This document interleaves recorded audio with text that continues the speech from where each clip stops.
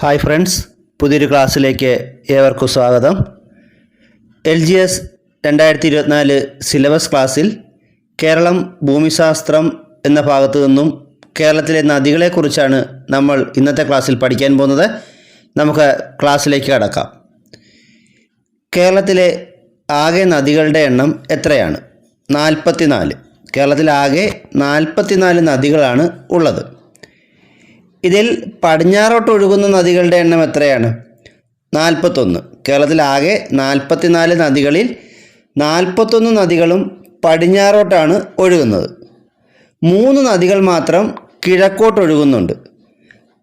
കേരളത്തിൽ ആകെ 44 നദികളിൽ 41 പടിഞ്ഞാറോട്ട് ഒഴുകുന്നു. 3 നദികൾ മാത്രം കിഴക്കോട്ടൊഴുകുന്നവയാണ്. ഈ കിഴക്കോട്ടൊഴുകുന്ന 3 നദികൾ ഏതൊക്കെയാണ്? അത് നിങ്ങൾക്കറിയാം. കബനി, പാമ്പാർ, ഭവാനി എന്നീ നദികളാണ് കിഴക്കോട്ടൊഴുകുന്ന 3 നദികൾ. കേരളത്തിൽ കിഴക്കോട്ടൊഴുകുന്ന 3 നദികൾ ഏതൊക്കെയാണ്? കബനി, പാമ്പാർ, ഭവാനി. കേരളത്തിൽ എത്ര കിലോമീറ്ററിൽ കൂടുതൽ നീളമുള്ള ജലപ്രവാഹങ്ങളെയാണ് നദികളായി പരിഗണിക്കുന്നത്? 15 കിലോമീറ്ററിൽ. കേരളത്തിൽ 15 കിലോമീറ്ററിൽ കൂടുതൽ നീളമുള്ള ജലപ്രവാഹങ്ങളെയാണ് നദികളായി പരിഗണിക്കുന്നത്. 100 മീറ്ററിൽ കൂടുതൽ നീളമുള്ള എത്ര നദികളാണ് കേരളത്തിലുള്ളത്? 11 നദികൾ. 100 മീറ്ററിൽ കൂടുതൽ നീളമുള്ള 11 നദികളാണ് കേരളത്തിലുള്ളത്. കേരളത്തിലെ ഏറ്റവും കൂടുതൽ നദികൾ ഒഴുകുന്ന ജില്ല ഏതാണ്? കാസർഗോഡ് ജില്ല. കാസർഗോഡ് ജില്ലയിലാണ് കേരളത്തിലെ ഏറ്റവും കൂടുതൽ നദികൾ ഒഴുകുന്നത്. കാസർഗോഡ് ജില്ലയിലൂടെ ഒഴുകുന്ന നദികളുടെ എണ്ണം 12 ആണ്. 12 നദികളാണ് കാസർഗോഡ് ജില്ലയിൽ ഒഴുകുന്നത്. ഇനി കേരളത്തിലെ ഏറ്റവും വലിയ നദി അല്ലെങ്കിൽ കേരളത്തിലെ ഏറ്റവും നീളം കൂടിയ നദി ഏതാണ്? പെരിയാറാണ്.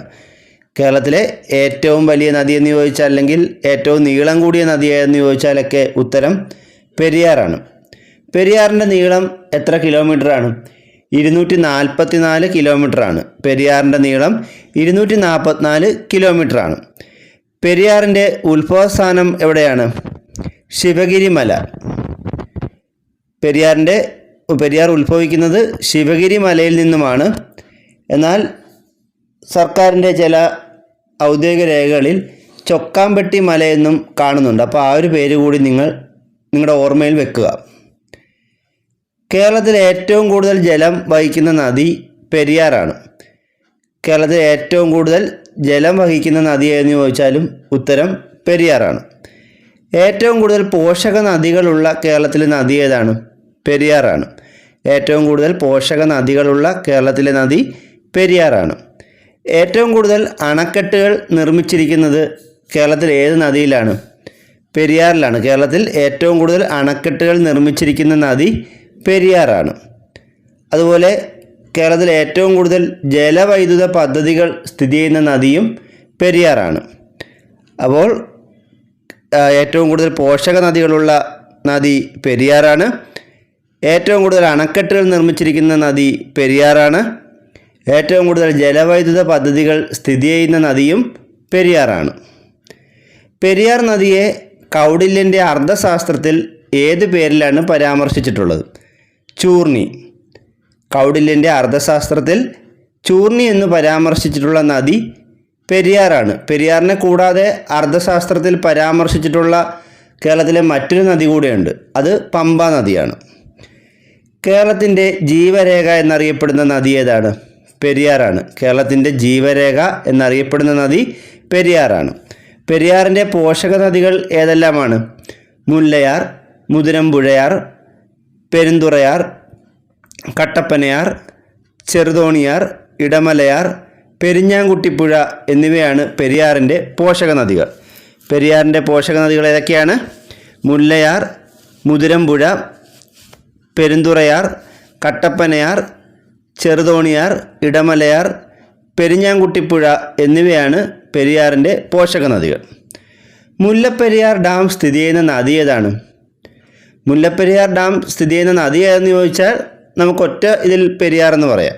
എന്നാൽ പെരിയാറിൻ്റെയും മുല്ലയാറിൻ്റെയും സംഗമ സ്ഥാനത്തായിട്ടാണ് ഈ മുല്ലപ്പെരിയാർ ഡാം സ്ഥിതി ചെയ്യുന്നത്. പെരിയാറിൻ്റെയും മുല്ലയാറിൻ്റെയും സംഗമ സ്ഥാനത്തായിട്ടാണ് മുല്ലപ്പെരിയാർ ഡാം സ്ഥിതി ചെയ്യുന്നത്. പെരിയാർ നദി എറണാകുളം ജില്ലയിൽ അറിയപ്പെടുന്ന പേരുകൾ എന്തൊക്കെയാണ്? ആലുവപ്പുഴ, കാലടിപ്പുഴ. അപ്പോൾ പെരിയാറിൻ്റെ മറ്റ് 2 പേരുകൾ ഏതൊക്കെയാണെന്ന് ചോദിച്ചാൽ അത് ആലുവപ്പുഴ എന്നും കാലടിപ്പുഴ എന്നുമാണ്. എറണാകുളം ജില്ലയിലാണ് ആലുവ, അവിടെയാണിത് ആലുവപ്പുഴ എന്നറിയപ്പെടുന്നത്. അതുപോലെ കാലടിപ്പുഴ എന്നറിയപ്പെടുന്നതും എറണാകുളം ജില്ലയിലാണ്. പെരിയാർ നദി ഒഴുകുന്ന ജില്ലകൾ ഏതൊക്കെയാണ്? ഇടുക്കി, എറണാകുളം എന്നീ ജില്ലകളിലൂടെയാണ് പെരിയാർ നദി ഒഴുകുന്നത്. ഇടുക്കി, എറണാകുളം എന്നീ ജില്ലകളിലൂടെയാണ് പെരിയാർ നദി ഒഴുകുന്നത്. പെരിയാറിൽ ഉള്ള പ്രധാന ജലവൈദ്യുത പദ്ധതികൾ ഏതൊക്കെയാണ്? പള്ളിവാസൽ, ചെങ്കുളം, പന്നിയാർ, നേര്യമംഗലം, ലോവർ പെരിയാർ എന്നീ ജലവൈദ്യുത പദ്ധതികൾ സ്ഥിതി ചെയ്യുന്നത് പെരിയാറിലാണ്. പള്ളിവാസൽ, ചെങ്കുളം, പന്നിയാർ, നേര്യമംഗലം, ലോവർ പെരിയാർ എന്നീ ജലവൈദ്യുത പദ്ധതികൾ സ്ഥിതി ചെയ്യുന്നത് പെരിയാറിലാണ്. ശങ്കരാചാര്യരുടെ ജന്മസ്ഥലമായ കാലടി ഏത് നദിയുടെ തീരത്താണ്? പെരിയാറിൻ്റെ തീരത്താണ്. ശങ്കരാചാര്യരുടെ ജന്മസ്ഥലമായ കാലടി പെരിയാറിൻ്റെ തീരത്താണ്. ശങ്കരാചാര്യർ പൂർണ്ണ എന്ന് പരാമർശിച്ചിരുന്ന നദി ഏതാണ്? പെരിയാറാണ്. ശങ്കരാചാര്യർ പൂർണ്ണ എന്ന് പരാമർശിച്ച നദി പെരിയാറാണ്. ആദിശങ്കര കീർത്തി സ്തംഭ മണ്ഡപം സ്ഥിതി ചെയ്യുന്നത് എവിടെയാണ്? പെരിയാറിൻ്റെ തീരത്ത് കാലടിയിലാണ് ആദിശങ്കര കീർത്തി സ്തംഭ മണ്ഡപം സ്ഥിതി ചെയ്യുന്നത്. പെരിയാറിൻ്റെ പതന സ്ഥാനം എവിടെയാണ്? വേമ്പനാട്ട് കായൽ. പെരിയാർ നദി പതിക്കുന്നത് വേമ്പനാട്ട് കായലിലാണ്. പെരിയാറിൽ 1924 ഉണ്ടായ വെള്ളപ്പൊക്കം അറിയപ്പെടുന്നത് 99 വെള്ളപ്പൊക്കം എന്ന പേരിലാണ്.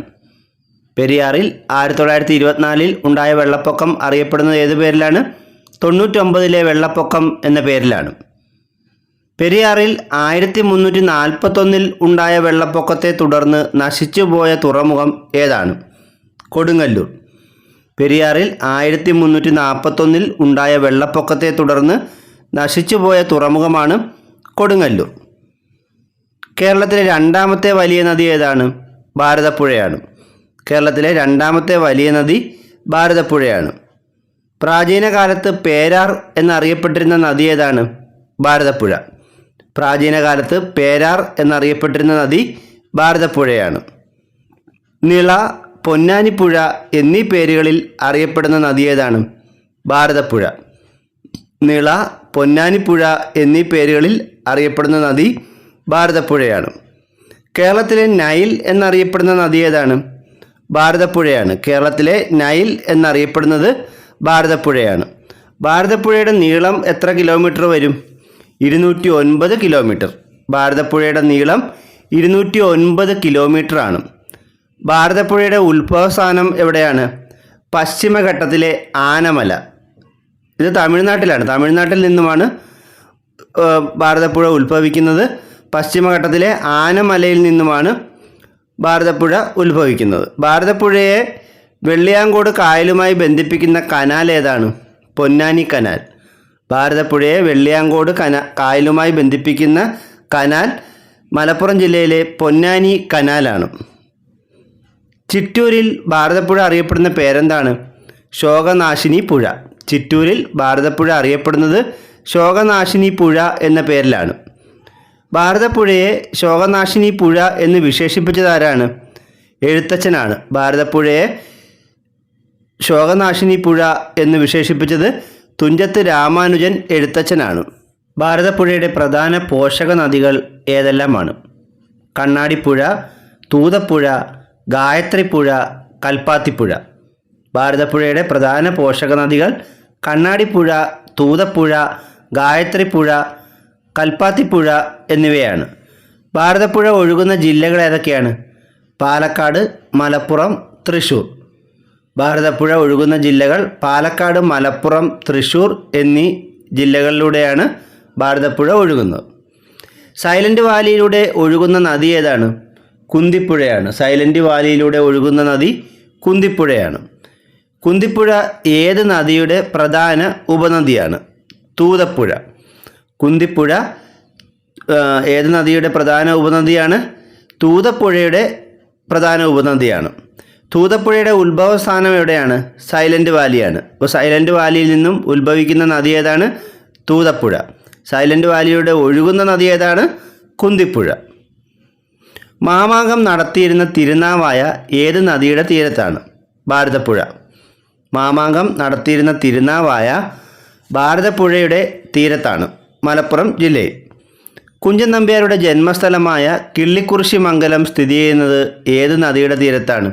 ഭാരതപ്പുഴയുടെ തീരത്താണ്. കുഞ്ചൻ നമ്പ്യാരുടെ ജന്മസ്ഥലമായ കിള്ളിക്കുറിശി മംഗലം സ്ഥിതി ചെയ്യുന്നത് ഭാരതപ്പുഴയുടെ തീരത്താണ്. അത് പാലക്കാട് ജില്ലയിലാണ്. ഭാരതപ്പുഴ അറബിക്കടലിൽ പതിക്കുന്നത് മലപ്പുറം ജില്ലയിലെ ഏത് സ്ഥലത്ത് വെച്ചാണ്? പൊന്നാനി. ഈ ഭാഗത്താണ് ഭാരതപ്പുഴ പൊന്നാനിപ്പുഴ എന്ന പേരിൽ അറിയപ്പെടുന്നത്. ഭാരതപ്പുഴ അറബിക്കടലിൽ പതിക്കുന്നത് മലപ്പുറം ജില്ലയിലെ പൊന്നാനി എന്ന സ്ഥലത്ത് വെച്ചാണ്. ആ ഭാഗത്താണ് ഈ ഭാരതപ്പുഴ പൊന്നാനിപ്പുഴ എന്ന പേരിൽ അറിയപ്പെടുന്നത്. മിനി പമ്പ ഏത് നദിയുമായി ബന്ധപ്പെട്ടിരിക്കുന്നു?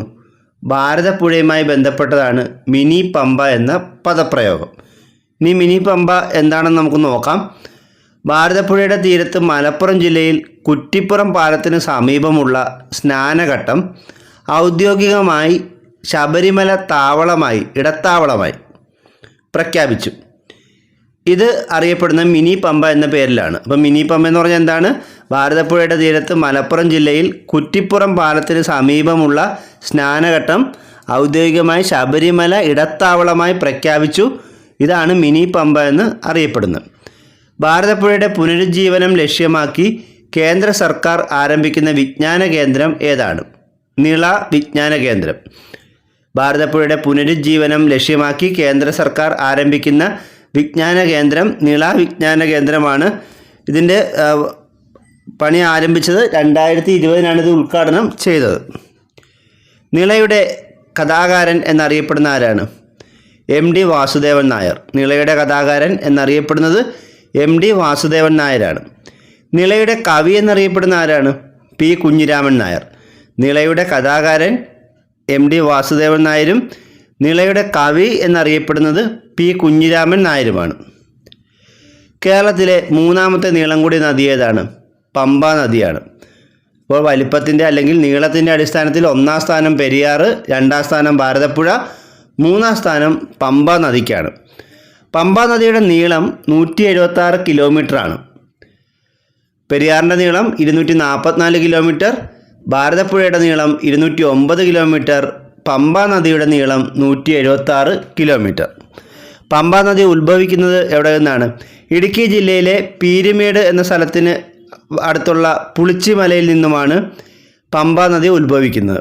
പമ്പ നദി ഉത്ഭവിക്കുന്നത് ഇടുക്കി ജില്ലയിലെ പീരുമേട് അവിടെയുള്ള പുളിച്ചിമല എന്ന സ്ഥലത്ത് നിന്നുമാണ് പമ്പ നദി ഉത്ഭവിക്കുന്നത്. തിരുവിതാംകൂറിൻ്റെ ജീവനാഡി, ദക്ഷിണ ഭാഗീരഥി എന്നെല്ലാം അറിയപ്പെടുന്ന നദി ഏതാണ്? പമ്പ നദിയാണ്. പമ്പ നദി അറിയപ്പെടുന്ന എന്തൊക്കെ പേരിലാണ്?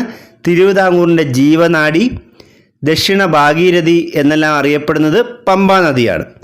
പമ്പ നദി മറ്റൊരു പേരിൽ കൂടെ അറിയപ്പെടും, ബാരിസ് എന്നറിയപ്പെടും. അത് നമുക്ക് നോക്കാം. പ്രാചീന കാലത്ത് പമ്പ നദി അറിയപ്പെട്ടിരുന്ന പേരാണ് ബാരിസ്. പ്രാചീന കാലത്ത് പമ്പ നദി അറിയപ്പെട്ടിരുന്ന ഏത് പേരിലാണ്? ബാരിസ് എന്ന പേരിലാണ്. പമ്പയുടെ ദാനം അറിയപ്പെടുന്ന സ്ഥലം ഏതാണ്? കുട്ടനാട്. പമ്പയുടെ ദാനം എന്നറിയപ്പെടുന്ന സ്ഥലം കുട്ടനാടാണ്. പമ്പ നദിയുടെ പ്രധാന പോഷക നദികൾ ഏതെല്ലാമാണ്? അച്ചൻകോവിലാർ, കക്കിയാർ, കല്ലാർ, അഴുതയാർ, മണിമലയാർ. പമ്പ നദിയുടെ പ്രധാന പോഷക നദികൾ അച്ചൻകോവിലാർ, കക്കിയാർ, കല്ലാർ, അഴുതയാർ, മണിമലയാർ എന്നിവയാണ്. പത്തനംതിട്ട ജില്ലയിൽ പമ്പ നദിയിലുള്ള പ്രധാന വെള്ളച്ചാട്ടം ഏതാണ്? പെരുന്തേനരുവി. പത്തനംതിട്ട ജില്ലയിൽ പമ്പ നദിയിൽ ഉള്ള പ്രധാനപ്പെട്ടൊരു വെള്ളച്ചാട്ടമാണ് പെരുന്തേനരുവി. പമ്പ നദി ഒഴുകുന്ന ജില്ലകൾ ഏതൊക്കെയാണ്? പത്തനംതിട്ട, ഇടുക്കി, ആലപ്പുഴ. പമ്പ നദി ഒഴുകുന്ന ജില്ലകൾ പത്തനംതിട്ട, ഇടുക്കി, ആലപ്പുഴ എന്നീ ജില്ലകളിലൂടെയാണ്. പമ്പ നദിയിൽ സ്ഥിതി ചെയ്യുന്ന പ്രധാന അണക്കെട്ടുകൾ ഏതൊക്കെയാണ്?